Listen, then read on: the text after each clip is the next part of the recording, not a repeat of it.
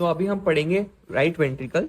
सो right ventricle में जो blood है वो आता है राइट एट्रियम से, और ये डीऑक्सीजनेटेड ब्लड होता है क्योंकि राइट एट्रियम में डीऑक्सीजनेटेड ब्लड ही आता है। सो वो एट्रियोवेंट्रिकुलर वॉल्व जो कि यहाँ होगी, जिसको हम ट्राइकस्पिड वॉल्व भी बोलते हैं, तो राइट एट्रियम का सारा डीऑक्सीजनेटेड ब्लड राइट एट्रियम से राइट वेंट्रिकल में जाएगा थ्रू ट्राइकस्पिड वेल्व।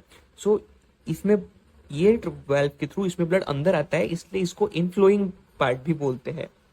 दूसरा, जो राइट वेंट्रिकल है वहां से ब्लड लंग्स में जाएगा थ्रू पल्मोनरी आर्टरी, जहां से ब्लड बाहर जाएगा, तो इसलिए इसको हम बोलेंगे आउटफ्लोइंग पार्ट। सो राइट वेंट्रिकल में दो ओपनिंग है, जिसकी वजह से इसके दो पार्ट बनेंगे, इनफ्लोइंग पार्ट और आउटफ्लोइंग पार्ट। जो इनफ्लोइंग पार्ट है जिससे ब्लड राइट एट्रियम से राइट वेंट्रिकल के में आएगा, और एक होता है आउटफ्लोइंग पार्ट जिससे ब्लड राइट वेंट्रिकल से लंग्स तक जाएगा थ्रू पल्मोनरी आर्टरी। सो इनफ्लोइंग पार्ट है और आउटफ्लोइंग पार्ट है। इनफ्लोइंग पार्ट जो है वो इसका रफ होता है क्योंकि इसमें जो रफ स्ट्रक्चर या रिजेस प्रेजेंट होते हैं जिसका नाम है ट्रेबेक्युलर कार्नी। आउटफ्लोइंग पार्ट में कोई रिजेस नहीं प्रेजेंट होते हैं, इसलिए ये स्मूथ है, जिसको हम इनफंडिबुलम भी बोलते हैं। So inflowing part is rough due to presence of trabeculae carneae and outflowing part is smooth due to absence of any ridges. So outflowing part को हम इनफंडिबुलम भी बोलते हैं। इनफ्लोइंग पार्ट और आउटफ्लोइंग पार्ट के बीच में एक क्रेस्ट प्रेजेंट होता है जिसका नाम है सुप्रावेंट्रिकुलर क्रेस्ट। तो ये था डायग्रामेटिक एक्सप्लेनेशन। अब हम इसके थियरी के साथ जाते हैं। राइट वेंट्रिकल ये ट्रायंगुलर चेंबर है, ये receives blood from right atrium, इसमें राइट एट्रियम से थ्रू ब्लड आता है और ये लंग्स में ब्लड भेजता है थ्रू पल्मोनरी ट्रंक। ये नीचे प्रेजेंट होता है राइट वेंट्रिकल, हमने देखा कि नीचे प्रेजेंट होता है राइट एट्रियम के। सो ये इंफीरियर बॉर्डर ऑफ स्टमक बनाता है। राइट एट्रियम जो था वो सुपीरियर बॉर्डर ऑफ स्टमक बनाता था और right ventricle inferior border of stomach बनाता है। ये 1/3 ऑफ इंफीरियर बॉर्डर बनाता है। ठीक है, ये थे इसके पोजीशन। अभी हम उसके पढ़ेंगे एक्सटर्नल फीचर, जिसमें हमने इसके दो सरफेसेस देखेंगे। राइट वेंट्रिकल के दो सरफेस होंगे, एंटीरियर सरफेस और इंफीरियर सरफेस। एंटीरियर सरफेस मतलब आगे वाला सरफेस। तो हार्ट के आगे क्या होता है, स्टर्नम और रिब्स होते हैं, इसलिए एंटीरियर सरफेस को स्टर्नोकोस्टल सरफेस भी बोलते हैं। इंफीरियर सरफेस में क्या होगा, हार्ट के राइट वेंट्रिकल के हार्ट के नीचे क्या होगा, डायफ्राम होगा, तो इसलिए उसको हम डायफ्रामेटिक सरफेस भी बोलते हैं। इंटीरियर पार्ट ये था एक्सटर्नल फीचर। अभी इंटीरियर फीचर तो इनफ्लोइंग, तो हमने अभी देखा कि इसके दो पार्ट होते हैं, एक इनफ्लोइंग पार्ट जहां से ब्लड अंदर आता है थ्रू ट्राइकस्पिड वॉल्व, और एक आउटफ्लोइंग पार्ट जहां से ब्लड बाहर जाता है लंग्स में। तो वही है, इनफ्लोइंग पार्ट दिया है।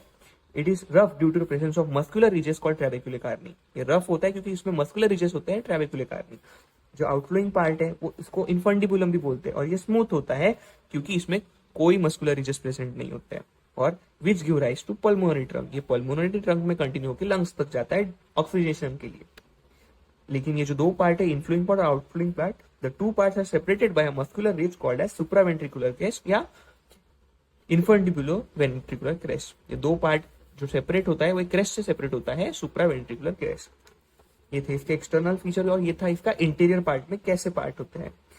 इंटरनल फीचर में हम देखेंगे कि इसमें दो ऑरिफिस होते हैं, दो ओपनिंग होते हैं। एक तो ये ऑरिफिस है ट्राइकस्पिड वॉल्व का ऑरिफिस, जहां से डीऑक्सीजनेटेड ब्लड आता है राइट एट्रियम से राइट वेंट्रिकल के थ्रू, और ये एक होता है पल्मोनरी ऑरिफिस, जहां से डीऑक्सीजनेटेड ब्लड राइट वेंट्रिकल से जाता है लंग्स तक थ्रू पल्मोनरी आर्टरी। इसके बाद यहाँ पे जो इंपॉर्टेंट स्ट्रक्चर है वो है पेपिलरी मसल या फिर कॉर्डा टेंडिनी। सो ये है वेंट्रिकुलर वॉल्व, ये है ट्राइकस्पिड वाल्व का कस्प, मतलब उसका कप। सो यहाँ होगी ट्राइकस्पिड वॉल्व और यहाँ होगे वेंट्रिकुलर वॉल्व। सो इसके ओपनिंग और क्लोजिंग के लिए जो स्ट्रक्चर रिस्पॉन्सिबल है वो है पेपिलरी मसल्स और कॉर्डी टेंडिनी। इन्हीं स्ट्रक्चर के थ्रू ओपनिंग और क्लोजिंग ऑफ ट्राइकस्पिड वॉल्व या फिर एट्रियोवेंट्रिकुलर वॉल्व रेगुलेट होती है। तो जो कॉर्डा टेंडिन से मसल निकलती है उसको न बोलते हैं हम पेपिलरी मसल्स, जो कि कॉर्डा टेंडिन या फिर फाइबर्स निकाल के कस्प ऑफ ट्राइकस्पिड वॉल्व के साथ अटैच होती है।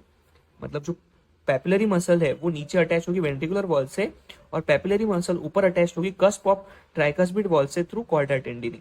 सो वही लाइन यहाँ मेंशन की है। तो papillary muscle its one end is attach to the ventricular wall, इसका एक एंड वेंट्रिकुलर वॉल के साथ अटैच होता है, and other end is connected to the tricuspid valve through chordae tendineae.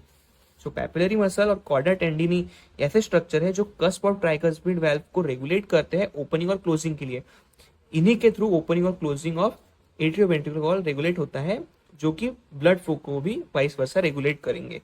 सो ये बहुत इंपॉर्टेंट स्ट्रक्चर है पेपिलरी मसल और कॉर्डा टेंडिनी, जो ब्लड फ्लो को रेगुलेट करते हैं। तो ये था राइट एट्रियम।